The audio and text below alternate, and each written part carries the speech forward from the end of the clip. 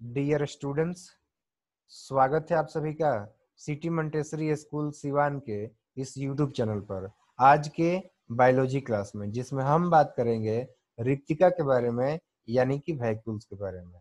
तो चलिए सबसे पहले हम जानते हैं कि रिक्तिका या फिर वैक्यूल्स होते क्या हैं। देखो, रिक्तिका या वैक्यूल्स कोशिका के अंदर में पाए जाने वाले निर्जीव कोशिकीय संरचना होते हैं जो कि थैलीनुमा आकृति के होते हैं, और ये चारों तरफ से एक झिल्ली से घिरे होते हैं, और उस झिल्ली को हम बोलते हैं टोनोप्लास्ट। तो ये नाम आप लोग को ध्यान रखना है कि टोनोप्लास्ट कैसे किसे कहते हैं।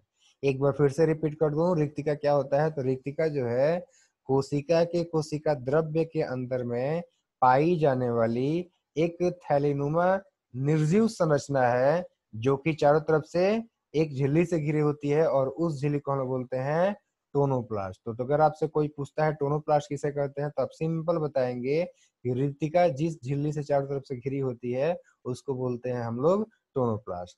ठीक है, अब ध्यान रखना कि ये जो रिक्तिका है ये जंतु कोशिका के अंदर में छोटी होती है, जबकि बात करेंगे पादप कोशिका में तो ये काफी बड़े होते हैं। ठीक है, और एक चीज और ध्यान रखना कि पादप कोशिका में ये कम पाए जाते हैं। ठीक है, जबकि बात करेंगे अगर हम लोग जंतु कोशिका में तो इसमें जो है आपका अधिक पाए जाते हैं।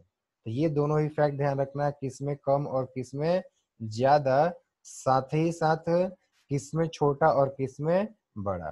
ठीक है, अब देखो इसके अलावा आप लोगों को ध्यान रखना है कि पादप कोशिका के अंदर में, जैसे कि मैंने अभी भी बताया कि काफी बड़ी बड़ी ये रिक्तिकाएं पाई जाती हैं। कभी कभी इतनी बड़ी होती हैं रिक्तिकाएं कि पूरे कोशिका का 90% भाग सिर्फ और सिर्फ ये रिक्तिकाएं ही कंप्लीट करती हैं, यानी कि घेरे हुए रहती हैं। ठीक है, अब चलिए जानते हैं हम लोग इसका काम कि ये जो रिक्तिकाएं होती हैं इनका काम क्या होता है। ठीक है, तो रिक्तिका का जो काम है उसमें सबसे पहला हो जाएगा आप लोगों का, एक सेकेंड वेट करो मैं बता रहा हूँ।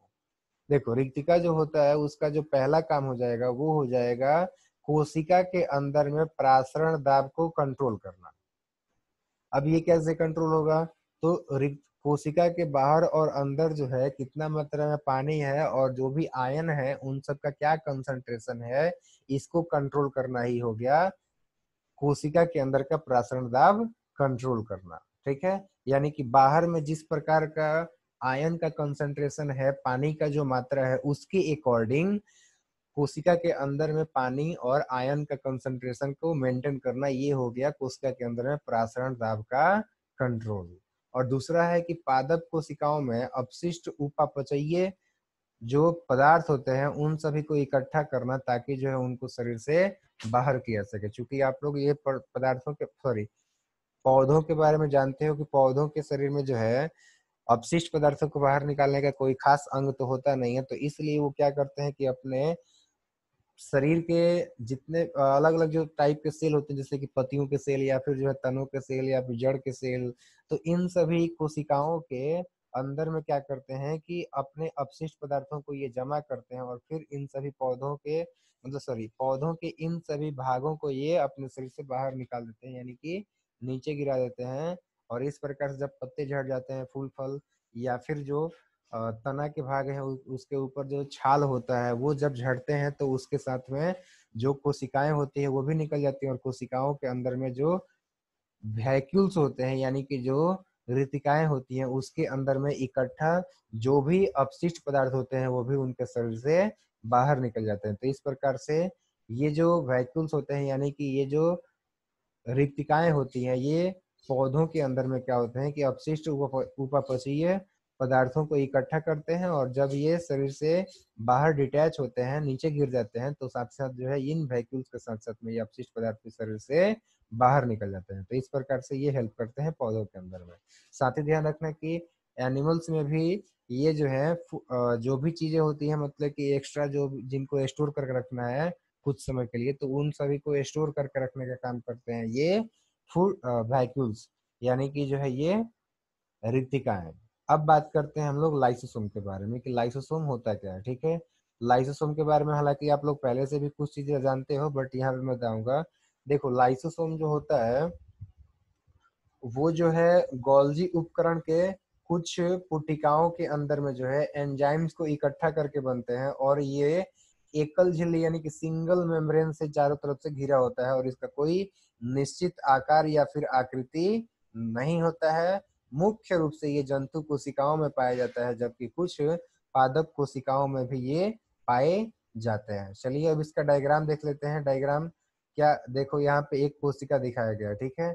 और इस कोशिका के अंदर में आप लोग देख सकते हो कि यहाँ पर जो गोलाकार संरचना दिखाई दे रहा है, हालांकि नॉर्मली ये गोलाकार ही होते हैं, तो ये है आपका जो है एक लाइसोसोम, जो कि आप लोग ऊपर भी देख सकते हैं, ये भी लाइसोसोम ही है, ठीक है।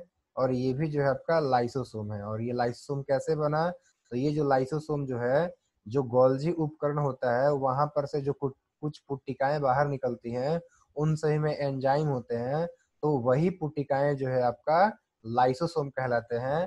और ये जो है सिंगल मेम्ब्रेन से घिरी हुई होती है, जिसका कि कोई निश्चित आकार या आकृति तो नहीं होता है। हालांकि नॉर्मली देखेंगे तो हम लोग को नॉर्मली देखने को मिलता है ये गोलाकार यानी कि स्फेरिकल, ठीक है।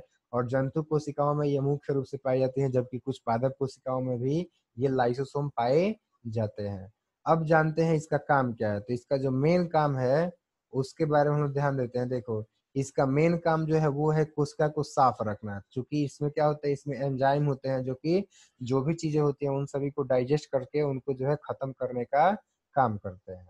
अब देखते हैं इसके अलावा इन सभी का काम क्या है, यानी कि लाइसोसोम का काम क्या है। तो देखो, लाइसोसोम जो होते हैं वो उपापचयी क्रियाओं में जब कोशिका क्षतिग्रस्त हो जाती है तो फट जाते हैं, और फटने के बाद से एक साथ बहुत सारे एंजाइम को सीक्रेट करते हैं, जिससे कि जो कोशिका क्षतिग्रस्त होता है उस कोशिका को ही ये पचा देते हैं। और इस प्रकार से, चूंकि ये जिस कोशिका में है उसी कोशिका को पचा रहे हैं, यही कारण है कि इसको जो हम लोग मतलब इस लाइसोसोम को हम लोग कोशिका की आत्मघाती थैली यानी कि सुसाइडल बैग भी कहते हैं। क्योंकि ये जिस कोशिका में है उसी कोशिका को पचा दे रहा है, यही कारण है कि इसको सुसाइडल बैग यानी कि आत्मघाती थैली भी कहते हैं।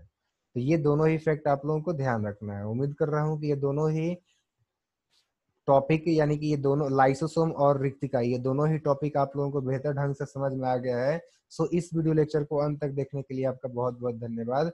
Thank you very much. एक बात यह ध्यान रखना कि आप लोग जो है डेली की डेली अगर वीडियोज नहीं जा रहा है मेरा, तो आप लोग डेली की डेली जो है यूट्यूब पर आएंगे और सिटी मोंटेसरी स्कूल नाम सर्च करेंगे सिवान, और फिर वहां पे जाने के बाद से चैनल पे जाने के बाद से वीडियोज देखेंगे, और फिर जो रिसेंटली अपलोडेड वीडियोज होंगे आपके क्लास का, उसको जरूर देखेंगे और उस का नोट्स बनाएंगे अपने कॉपी के अंदर में। और नोट्स बनाने के साथ साथ क्या करेंगे कि जिस चैप्टर को पढ़ाया जा रहा है उस चैप्टर का आप लोग क्वेश्चन आंसर भी बनाते चलेंगे, ताकि अभ्यास रहेगा, और अभ्यास रहेगा तो आप लोग जो है एग्जाम में सही तरीके से परफॉर्म कर पाओगे, जिससे कि आपका फ्यूचर ब्राइट हो।